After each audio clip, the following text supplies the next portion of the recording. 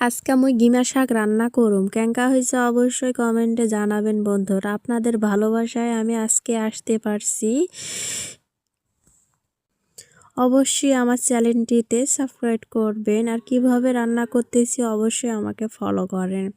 আসসালামু আলাইকুম ভিউয়ার্স, কেমন আছেন? আশা করি আপনারা সবাই ভালো আছেন। আলহামদুলিল্লাহ, আপনাদের ভালোবাসায় আমি অনেক ভালো আছি। এইদিকে মুই আজকে আনদিবা এই যে গিমা শাক কীভাবে আনতে অবশ্যই মোক ভিডিওটা পুরোটা দেখেন। এই তো গিমা শাক রান্না করার জন্য মাছগুলি লবণ ঝাল দিয়ে মাখিয়ে নিয়ে এখন আমি কড়াইয়ে ছাড়িয়ে দিয়ে দিলাম। এই তো ছাড়িয়ে দেওয়ার পর এখন মাছগুলি ভেজে নিই। ভালো করে মাছগুলো ভেজে নিয়ে এখন উঠে নিলাম। মাছগুলি কেমন হয়েছে অবশ্যই কমেন্টে জানাবেন। মাছের পিসগুলো দেখে ফিরে আবার কেউ কমেন্ট করবেন না যে এত ছোট ছোট মাছ কাটিছেন।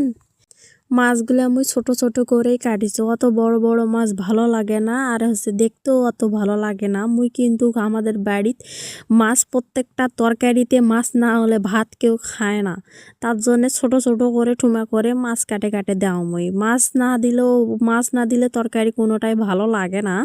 তারপর আমি মাছ ডিম সব তরকারিতে বেনে মাছের তরকারি হোক আর যেই তরকারি হোক অনেক সুন্দর হয়। এই তো এদিক হচ্ছে হলুদ গুঁড়া সব গুঁড়া দিয়ে দিম, এখন ঝাল গুঁড়া দিয়ে দিনু। দেওয়ার পর মুই দিয়ে দিনু এখন লবণ দিয়ে এখন দিয়ে দিম জিরা, পরিমাণ মতো কিন্তু জিরা দিয়ে দিম, বেশি দিলে ফিস জিরাই সেন্ট করবি। এতে জিরা দিয়ে দিনু।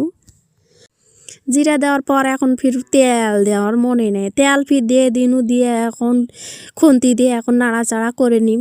নাড়াচাড়া করা নেওয়ার পর এখন ফির আবার শাকলে উপাস থেকে এপাশ করে নাড়াচাড়া করে নিম। তারপর এখন ফির মাছগুলো দিয়ে দিম। এই তো মাছগুলোর মধ্যে দেওয়া হয়ে গেছে, এখন ফির পানি দিয়ে দিম। পানি দেওয়া হয়ে গেলে এখন মাছগুলি ভালোভাবে এক করে নিয়ে এখন ঢাকনাটা লাগিয়ে দিন। কেঙ্কা হয়েছে মোর ভিডিওটা অবশ্যই কমেন্টে জানাবেন।